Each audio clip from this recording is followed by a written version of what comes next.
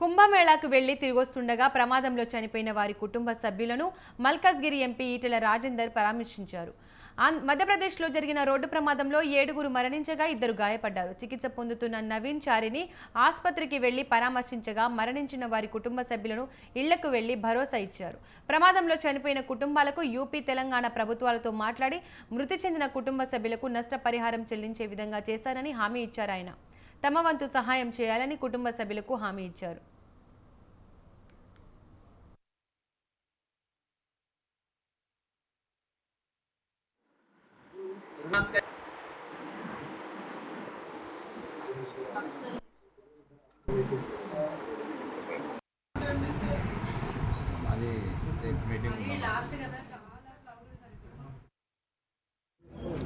మహాకుంభమేళలో పాల్గొని వస్తున్న సందర్భం ఉదయం పూట అకారణంగా ఒక లారీ వచ్చి మృత్యువు వెంటాడుతూ వచ్చి వాళ్ళను అకారణంగా గుర్తితే దాదాపు 7 మంది చనిపోయింది.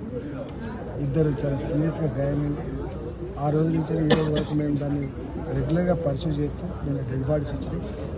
నేను ఆ రాష్ట్ర ముఖ్యమంత్రి గారితో మాట్లాడిన ముందు డెడ్ బాడీ షిఫ్ట్ కావాలి కాబట్టి రాష్ట్ర ముఖ్యమంత్రి గారితో మాట్లాడి ఈ కుటుంబాన్ని ఆదుకునేటువంటి ఏర్పాటు కూడా చేయాలని చెప్పి కోరుతాను. అదేవిధంగా మహాకుంభమేళ సందర్భంగా అక్కడ జరిగిన ప్రమాదాల్లో కొంత సహాయ సహకారం అందించింది కాబట్టి నేను యూపీ గవర్నమెంట్తో కూడా మాట్లాడే ప్రయత్నం చేస్తాను. అదేవిధంగా మిగతా ఇతరత్ర కూడా కొన్ని కుటుంబాలు అయితే ఇక ఇప్పుడే పరామర్శించి వస్తుంది. తండ్రి లేడు, తల్లి లేదు. తల్లి 11 నెలలు చనిపోయింది, తండ్రి కూడా చనిపోయింది.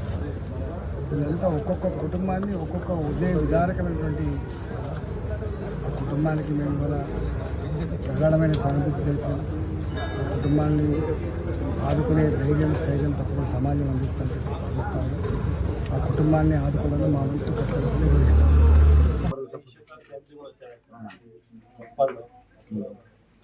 మల్టిపుల్ ఫ్రాక్చర్ బోత్ లెగ్స్ ఉన్నాయి సార్.